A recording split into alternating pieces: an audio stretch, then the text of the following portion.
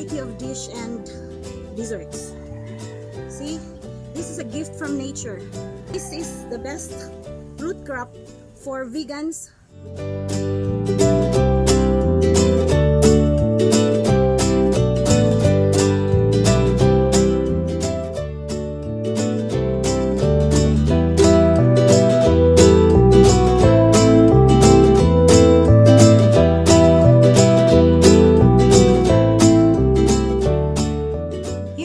Use a food processor in doing this, but traditionally inganiyon ra gid siya pagtrabaho, niron lang using a grater. You know guys, it has been researched that cassava plant contains potentially toxic levels of cyanogen. Piligyur gyud ni siya kaunon if not cooked properly. So kinahanglang gyud siya nga lutoon og tarong kani siya pug-on gyud ni siya to get rid of the toxic compound present in the cassava root. Cassava root is very versatile, by the way. It can be eaten whole, like what we did sa other video, nga gilungag lang siya using a coconut cream from fresh mature coconut. So it can also be eaten grated, and it can also be grounded into flour to make bread and dessert. And good news for those who have with food allergies, cassava is gluten-free. It contains a good source of vitamin B17, which is popular for fighting off cancer. And you know, cassava is very abundant in tropical countries, especially here in the Philippines. And barato ra kaayo siya.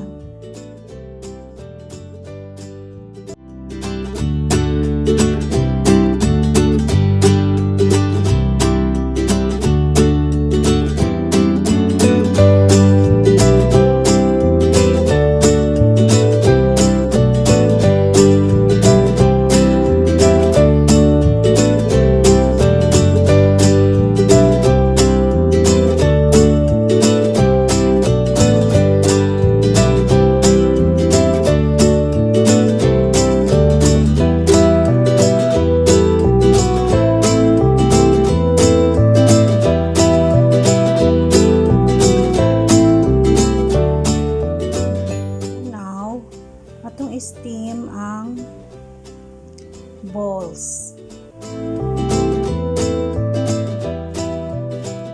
So this is our finished product. Our cassava balls, or what we locally known as pichi-pichi. See, it's a very healthy snacks for the children. During our younger days, mo na usual lang o snacks because this is available outside the school campus sa mga tindahan. For watching, and if you like our demo, please subscribe to our channel and share it to your friends.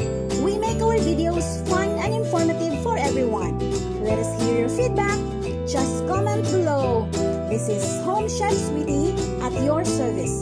See you next time.